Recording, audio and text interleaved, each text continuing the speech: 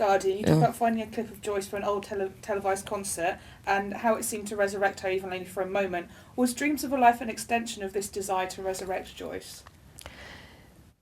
I think when I, began to tell the film, I think what I felt really strongly was this, I really wanted to bring Joyce back to life and to make her exist again and to make people feel aware of what was lost. So I think this idea of resurrection was quite strong for me, that, not in a maudlin way or a weird way, but just more, that we knew, an audience could know what they had lost. And I think that in some ways, with all the people that Joyce knew talking about her, you get this strong sense of her, existing again. I think that was quite important. And, also what I really liked is that there wasn't loads of footage of Joyce anywhere. It's not like people had recorded her on various cameras and it was all, around and about. It was quite limited what I could find in terms of moving images. And I think, there was this one occasion where I found some moving image of her and it was quite amazing and, almost chilling and almost quite spiritual really to see her. And obviously that plays quite an important part in the film.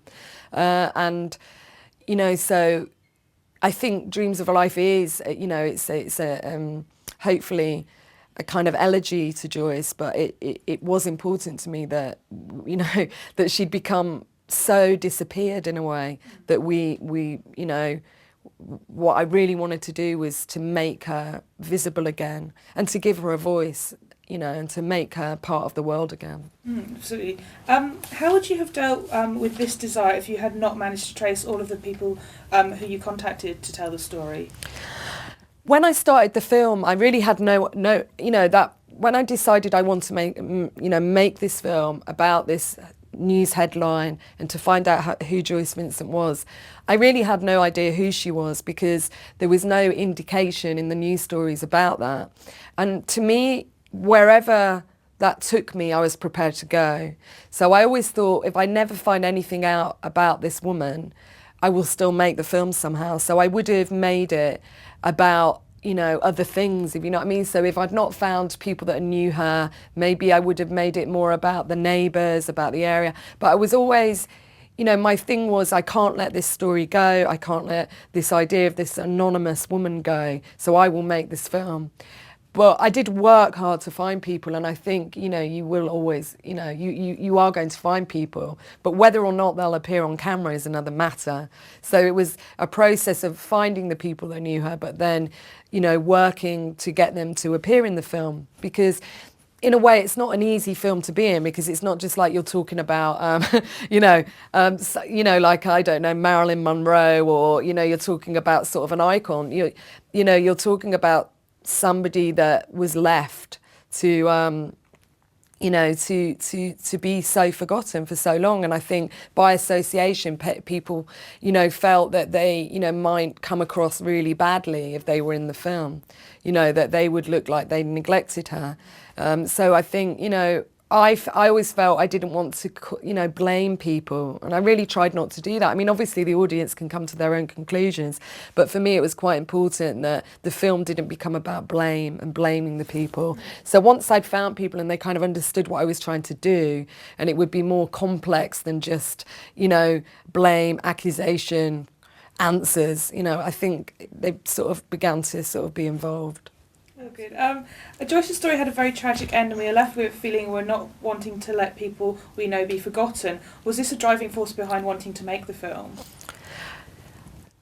To begin with, the driving force behind making the film was to not let Joyce be forgotten. I mean, it really was. I just didn't want Joyce to be forgotten. I didn't want us to live in a world where we just sort of, ultimately, ignored, those people around us and what they're going through, or, didn't know about people. Because I think there's some, sense with Joyce that she did wear masks, that people weren't entirely clear as to what was going on in her life. And I think that we have to be aware of that, You know, people don't just come up to you and go, I need you. You know, it's much more complex. But I think now I've made the film and finished it and we've started previewing it. I think what I'm loving is that people are responding to it in a way that they're, phoning their mothers, they're phoning their friends, they're thinking about their lives, they're thinking about other people. And that's an amazing thing to have happen. And I think if that's part of Joyce's legacy, that makes me very proud for her in a way, that rather than just being sort of a headline in the Sun and sort of like written about in quite a, not nice way on a lot of blogs, because people are saying this is, she's a couch potato, must have been one miserable bitch. People are writing stuff like that. So I feel like to have a legacy that where, she's seen as being somebody that, nobody expected, something like that to happen to is quite important. Because in a way, if Joyce had ended up being if Joyce had ended up being somebody that people expected it to happen to, like a miserable person or, a friendless person or a drug addict, to be horrible. But if she was that, then I think the film would be very different and have a very different response. But I think because she was, popular and beautiful, I think then people see the film and think, oh my God, this could happen to any one of us. And I think that's what's quite important, I think, that you realise it's not just happening to someone else, it could be around you. After making the film, are you satisfied that you now know in this age and almost perpetual communication people can be forgotten? I mean, I suppose I'm very conflicted about the modern age and the internet and Facebook and Twitter and all of that. I mean, I'm involved in all of that. I have a Facebook page and I tweet now. But at the same time, you think, are we really making ourselves visible? In this so-called age of communication, are we actually feeling like we're partaking of it, but no one's really noticing? Because if you do go on Facebook pages, people have 350 friends plus. I mean, it's a hell of a lot of friends, and obviously people know what that means. But if someone slipped out of that friend list, would you notice? And so I just wonder if it, if the physical element of life, of seeing people and your neighbours and sort of reading signals in people's faces is it's very, very necessary. So I'm not sure in this age of communication we communicate that well or really know any more than we used to, In terms of your filmmaking, you have directed shorts, features. Did you change anything about the filmmaking process in order to tell this story?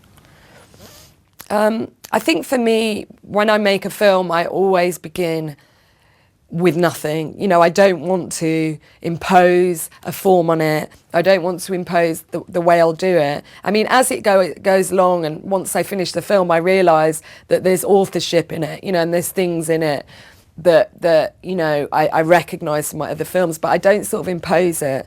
So I think for me, it was very important to tell the story in a way that could respond to the themes in Joyce's life.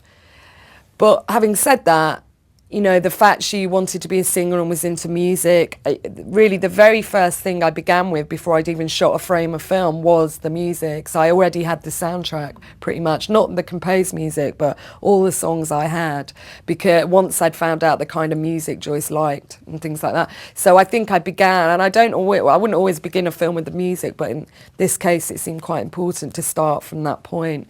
So no, I didn't really impose a form on it as such. Although I did want to make it a feature film, because just so it would get, noticed, it would get out there. And finally, what is the most positive response you've had from the film? I think the most positive responses I'm getting from the film are this incredible sense that people are moved by it and moved by Joyce's story and moved by her life, and they want to do something. Whether or not they know what it is they want to do is another matter, but there's this incredible sense, incredible sense that people are feeling something quite powerful through it. One of the things I really liked was somebody came up to me after a screening. And she said that she had, heard about the film, read about the film, and she'd actually organised a street party for her neighbours because of it. And I thought, oh, wow, so something really physical's happening, so that's sort of very exciting. So I think rather than people going away and feeling hopeless. I do feel people are going away after seeing the film and feeling hope and wanting to do something and be constructive about their lives, rather than just going, what a miserable world, you know. Yeah. So that's sort of quite a good feeling for me. Absolutely.